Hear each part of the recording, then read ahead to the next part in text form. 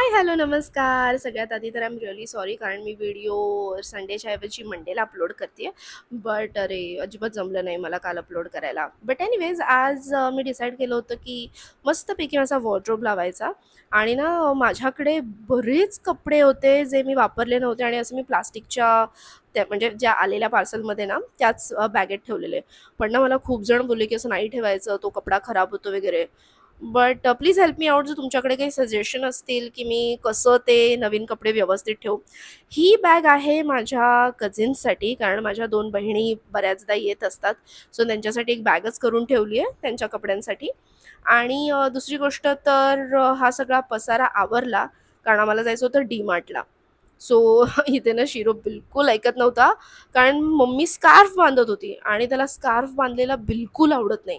आणि दुसरं तर त्याला मम्मीच घराबाहेर गेलेली आवडत नाही. त्याला मम्मी सतत घरात त्याच्यासमोर पाहिजे असते.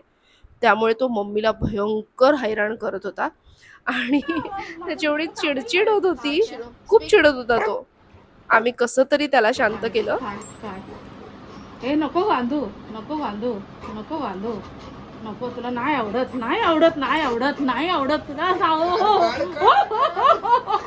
तू उडतोय धर पडशील.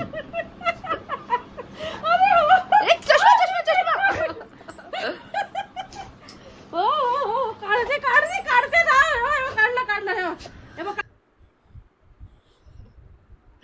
त्याला खूप मेहनतीने शांत केल्यानंतर वी डिसाइडेड की आपण निघूया पटकन. आणि किती छान तयार व्हा. एवढं ऊन होतं की स्कार्फ आणि गॉगल लावून बाहेर पडावं लागलं. त्यात जायचं होतं स्कूटीवरून बिकॉज सामान आणायचं होतं कारण डीमार्टमध्ये तर होम डिलिव्हरी नसते. बट मम्मी म्हणाली की मी येताना ऑटोमधून सामान घेऊन येते, जाताना आपण स्कूटीनेच जाऊया. आणि ना इथे आलो आणि ॲक्च्युली सगळ्यांना माहिती असेल पण डीमार्टमध्ये समहाव नारळ भयंकर स्वस्त आहेत आणि इतक्या चांगल्या क्वालिटीचे नारळ होते. आणि आम्ही कोकणी असल्यामुळे आम्ही नारळाचा वापर जास्त होतो आमच्या जेवणामध्ये. सो त्याच्यामुळे मम्मीने मस्तपैकी 4-5 नारळ घेतले. त्यानंतर स्नॅक्स सेक्शन्समध्ये ना खूप इच्छा होत होती काहीतरी घ्यायची बट डाएट आणि हे जे पॅकेज्ड फूड असतं ना ते किती काही प्रोटीन ह्याव त्याव लिहिलेलं असलं ना त्याच्यामध्ये कचराच असतो. So I decided not to buy anything from this section. मग मी ठरवलं की मस्त डेअरी सेक्शनमध्ये जाऊया आणि थोडंसं दही पनीर वगैरे घेऊया. आणि मेन गोष्ट म्हणजे सगळं शॉपिंग तर केलीच ग्रोसरीची. बट आम्ही आलो इथे बरण्या वगैरे बघायला बिकॉज खूप वर्ष ना आमच्याकडे खूप जुन्या जुन्या बरण्या बाटल्या वगैरे होत्या.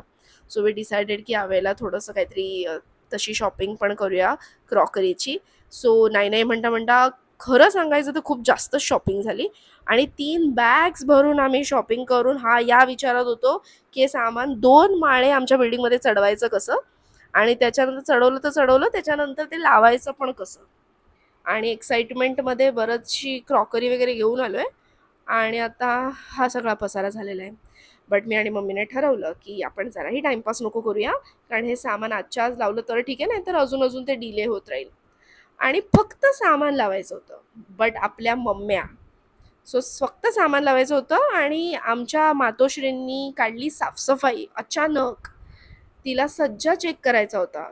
सो तिला सज्जा चेक करण्यासाठी मी हेल्प केली. त्याच्यानंतर ते साफ पण नीट करून दिलं. सो टाक्या वगैरे एक्स्ट्राची भांडी वगैरे सगळी चेक केली व्यवस्थित. आणि तरीही आमच्या मातोश्री विचारतच होत्या की हे कसं करायचं ते कसं करायचं. बट आय टोल्ड हर की आपण करूया नंतर आरामात. इथे मम्मी डिसाईड करते की कसं पोज करू काय करू. मम्मीला म्हटलं की फक्त एक बाय बाय वाला व्हिडिओ करायचा आहे त्याच्यासाठी मम्मी एवढा विचार करत होती. बट एनिवेज त्याच्यानंतर मी एक शॉर्ट व्हिडिओ शूट करत होती रेसिपीचा. तो केला and it was a great day. That's it. Tata bye bye.